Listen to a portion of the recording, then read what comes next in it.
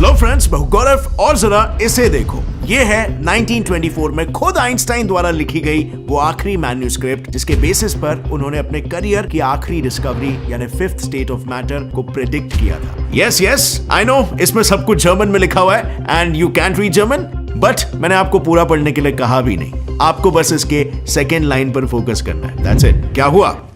कोई जाना पहचाना नाम नजर आया? Yes, he is our Indian polymath sir Satyendranath Bose ji, जिसके दम पर आइंस्टाइन ने उस फिफ्थ स्टेट ऑफ मैटर को प्रेडिक्ट किया था, called the Bose Einstein condensate. But अब ऐसी भी क्या बात आ गई कि हम अचानक से आज 98 इयर्स बाद इस बोस आइंस्टाइन कॉन्डेंसेट की बात कर रहे हैं? Well, the answer is quite simple. अभी कुछ ही महीनों पहले अगस्त में 3 जर्मन फिजिसिस्ट जिया ड्वाली, फ्लोरियन क्यूनेल और माइकल ज़ैंटेडिशी ने अपने एक रिसर्च में ये पाया कि अंडर सर्टेन सर्कमस्टेंसेस पीईसी में छोटे छोटे वर्टाइसेस यानी बवंडर बनने लगते हैं और उनकी प्रॉपर्टीज सरप्राइजिंगली बिल्कुल ब्लैक होल्स से मिलती जुलती है। Now this in itself is a smart discovery.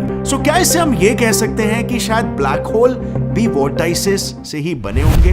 Well friends, जब बोस जिंदा थे ना, तो किसी ने उनके मुंह पे ये कहा था कि क्या तुझे कभी रिकॉग्निशन मिलेगा भी क्या? और इस पर उन्होंने पोलाइटली ये कहा कि मुझे मेरे हिस्से का रिकॉग्निशन ऑलरेडी मिल चुका है। वेल, पर क्या सच में? बात ये ना, 19th सेंचुरी तक बोस क्वांटम मैकेनिक्स की दुनिया में एक जाने माने नाम बन चुके थे, specially after the formulation of the Bose Einstein statistics, क्योंकि इस इक्वेशन की डिस्कवरी के बाद खुद 1933 में नोबेल प्राइज जीत चुके पॉल डायरेक्ट ने न्यूली डिस्कवर्ड पार्टिकल्स को क्लासिफाई करने के लिए एक नई कैटेगरी बनाई, called the bosons, for particles जो इस इक्वेशन को सेटिस्फाई करते हैं। जी हाँ, आपके दिमाग में बिल्कुल सही क्लिक हुआ। हम जिसे गॉड पार्टिकल या हिग्स बोसॉन कहते हैं, वो भी असल में इसी वजह से बोसॉन कहलाया जाता है, यानी yes, he was that famous. अब यहाँ पर अगर उनके वर्क को बहुत ही अच्छे से देखा जाए ना, तो इवन पर्सनली मैं भी ये बिलीव करता हूं कि वो नोबेल प्राइज डिजर्व करते थे। Like for instance, in Higgs bosons को प्रेडिक्ट करने वाले पीटर हिग्स और उनके अलावा एटलीस्ट 6 अन्य फिजिसिस्ट इस दुनिया में ऐसे हैं जिनको नोबेल प्राइज जिस डिस्कवरी के लिए मिला है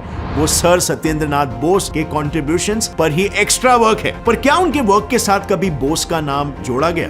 बिल्कुल भी नहीं। इनफैक्ट अपना पेपर आइंस्टाइन को मेल करने से पहले बोस खुद उसे पब्लिश करना चाहते थे, वो भी उस समय की एक popular science journal the philosophical magazine में। बट गेस व्हाट, बिना कोई प्रॉपर रीजन दिए उस जर्नल ने उनके पेपर को साफ रिजेक्ट कर दिया। इसकी वजह से उन्हें आगे चल के मजबूरन वही सेम रिसर्च पेपर इस बार आइंस्टाइन के जरिए एक जर्मन जर्नल में पब्लिश करवाना पड़ा। बट चलो ठीक है, टेंशन नॉट, चीजें यहां पर बहुत ही जल्दी बदलने वाली है, क्योंकि इस साल 4 जून को गूगल ने अपना गूगल डूडल ये रखा। गूगल बेसिकली उस दिन को याद कर रहा था जब बोस ने आइंस्टाइन को अपना पहला पेपर सेंड किया था। नाउ अगर तुम मुझसे पूछो, इट्स अ गुड स्टार्ट कि इंडियन साइंटिस्टों को भी अप्रिशिएट किया जा रहा है बाय वेस्टर्नर्स, पर यहां पर जरा 1 मिनट सोचो और जरा गौर करो, आज अचानक से गूगल बोस से जुड़े हुए एक ऑर्डिनरी डेट को इतना इंपॉर्टेंस क्यों दे रहा है? अगर उसे रिकॉल करना ही था तो या तो बोस के बर्थडे पर करते या फिर 2 साल रुककर 2024 को, जब उस इंसिडेंट को पूरे 100 साल हो जाते। आखिर इसी साल ही क्यों? क्या इस साल ऐसा कुछ खास हुआ है क्या related to that 1924 research paper? Well, yes, अब जाके चीजें थोड़ी कनेक्ट हो रही है। जैसे मैंने आपको पहले बताया था उस रिसर्च पेपर के बारे में, इसी साल जो पब्लिश हुआ है, अकॉर्डिंग टू विच जो भी ब्लैक होल स्पिन करते हुए नजर आते हैं उन्हें फिफ्थ स्टेट ऑफ मैटर यानी बोस आइंस्टाइन कॉन्डेंसेट में कन्वर्ट किए गए ग्रेविटॉन्स के साथ जोड़कर देखा गया है। रिसर्चर्स का इस पर यह कहना है कि ग्रेविटॉन्स को जब हम बीसी स्टेट तक लेकर जाते हैं तब उनमें छोटे छोटे वोर्टाइसेस यानी बवंडर बनने लगते हैं, और प्रोबेबली आज के ब्लैक होल सारे ऐसे ही ग्रेविटॉन्स से ही कवर्ड है। अर्थात मित्रों, आज हमें शायद ये जवाब मिल चुका है कि ब्लैक होल्स असल में एक तरह के बोस आइंस्टाइन कॉन्डेंसेट से बने होते हैं। Let me tell you why. साल 1998-99 में डैनिश फिजिसिस्ट लेने हॉ और उनके कॉलीग्स ने एक एक्सपेरिमेंट परफॉर्म किया था जिसमें उन्होंने सोडियम एटम्स को उसके बीसी स्टेट तक पहुंचा के उससे एक बीम ऑफ लाइट को पास किया था। और फिर पता है उसमें उन्होंने क्या देखा? While passing through the BEC state of sodium, उस लाइट की स्पीड अपने यूजुअल 2,99,792 किलोमीटर पर आवर की रफ्तार से सीधा 61 किलोमीटर पर आवर पर आकर अटक तक गई, यानी इतना कि अगर आप अपनी एक्टिवा लेकर भी उससे रेस करोगे ना तो भी उसे आसानी से हरा दोगे। अब आई नो ये हजम करना थोड़ा सा मुश्किल है कि ब्लैक होल्स के अलावा कोई और चीज लाइट की स्पीड को मैनिपुलेट कर सकती है, बट बिलीव मी, एक बार आपको इस BC के पीछे का साइंस समझ में आ गया ना तो everything will start making sense. So story कुछ ऐसी है कि लेट 19th से 20th सेंचुरी के बीच जब ज्यादातर physicist 3 states of matter, solid, liquid और गैस पर चर्चा कर रहे थे, तब उस वक्त कुछ इंटेलिजेंट माइंड्स ये सोच रहे थे कि एक्सट्रीम कूलिंग और एक्सट्रीम हीटिंग के बाद इन मैटर और उनके स्टेट्स के साथ क्या होता होगा। To answer this, extreme heating के मामले में सर विलियम क्रोक्स ने 1879 में जवाब दिया plasma, the 4th state of matter, और इसके विपरीत एक्सट्रीम कूलिंग के मामले में सर सत्येंद्रनाथ बोस ने जवाब दिया Bose Einstein condensate, BC, the 5th state of matter. यानी सभी फिजिसिस्ट के लिए अब गोल बिल्कुल सेट था कि उन्हें नेक्स्ट अब किस चीज की तलाश करनी थी। वेल, आओ आपको कुछ दिखाता हूं। ये देख रहे हो, ये है प्लाज्मा, और फिर ये देख रहे हो, ये भी है प्लाज्मा, और ये प्लाज्मा। यानी बेसिकली हमने कभी ध्यान ही नहीं दिया, पर ब्रह्मांड हमेशा से प्लाज्मा से ही भरा हुआ था। सो नाउ क्या ऐसा सेम सीन BC के साथ भी है? Well, absolutely not. आज से 2 साल पहले साल 2020 में इंटरनेशनल स्पेस स्टेशन पे रुबीडियम 87 को जब BC स्टेट में पहुंचाया गया था तो उसके स्टेट को सिर्फ 1.18 सेकेंड्स तक ही मेंटेन किया गया था, क्योंकि BC स्टेट में ले जाने के लिए पहले तो एक ग्रुप ऑफ एटम्स को मैग्नेटिक फील्ड और वैक्यूम के जरिए एक चेंबर में सस्पेंड किया जाता है, एंड देन उन्हें लेजर्स की मदद से टेम्परेचर स्केल के सबसे लोएस्ट पायदान यानी एब्सोल्यूट 0 तक पहुंचाया जाता है। नतीजा, at such super cool temperatures, atoms जो यूजुअली किसी वेव की तरह रैंडमली ऊपर नीचे आगे पीछे ऑसिलेट करते रहते हैं, वो इवेंचुअली अपनी ज्यादातर एनर्जी को खो देते हैं। उनकी इंडिविजुअल वेव हद से ज्यादा स्लो हो जाती है और उनके वेव्स एक दूसरे को ओवरलैप करने लगते हैं, एंड फाइनली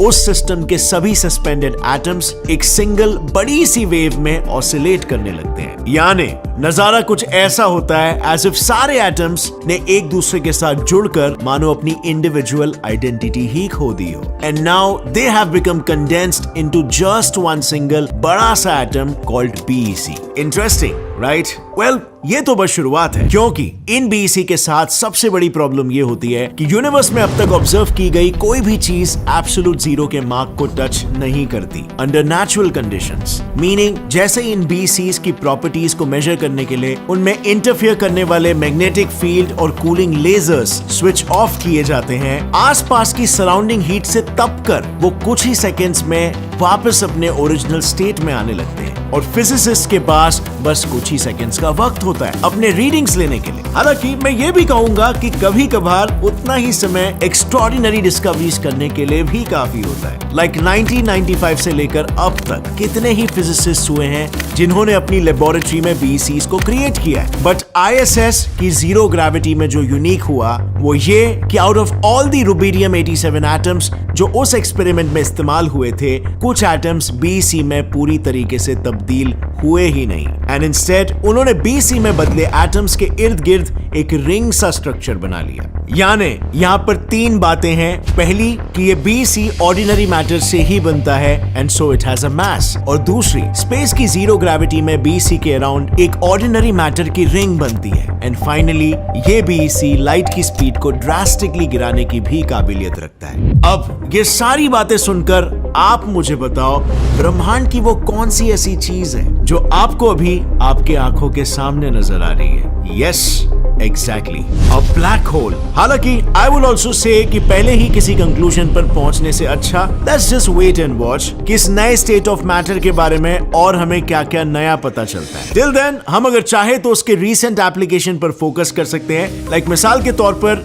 जब लीने हॉ और उनकी टीम ने एक लाइट बीम को स्लो डाउन किया था यूजिंग BC, तब उसके बाद सक्सेसिव एक्सपेरिमेंट्स में फिजिसिस्ट अब एक लाइट पल्स को पूरी तरीके से स्टॉप करके उसमें ट्रैप भी कर पाए। सो इसका मतलब समझ रहे हो, ये अचीवमेंट आगे चल के हमको next generation light based telecommunication, optical storage of data और क्वांटम कंप्यूटिंग में महारत हासिल करवा सकता है। But again, this technology is something for the future. अभी के लिए तो आप लोग बस मेरे इस सवाल का जवाब दो। अब फ्रेंड्स, आज मैंने कम से कम 2 से 3 बार कहा कि BCs क्रिएट करने के लिए उन्हें पावरफुल लेजर से कूल किया जाता है, पर ऐसा कैसे? I mean, लेजर्स तो उल्टा हीट करते हैं ना। And also there is no such thing as lasers जो ठंडी होती है। तो एक गर्मा गर्म लेजर से किसी चीज को सुपर कूल करना कैसे पॉसिबल है? क्या आपके पास इसका कोई एक्सप्लेनेशन है? अगर हाँ तो लिखिए अपना जवाब नीचे कमेंट सेक्शन में। और अगर इस वीडियो से आपको कुछ भी नया सीखने मिला, एक लाइक जरूर ठोकना।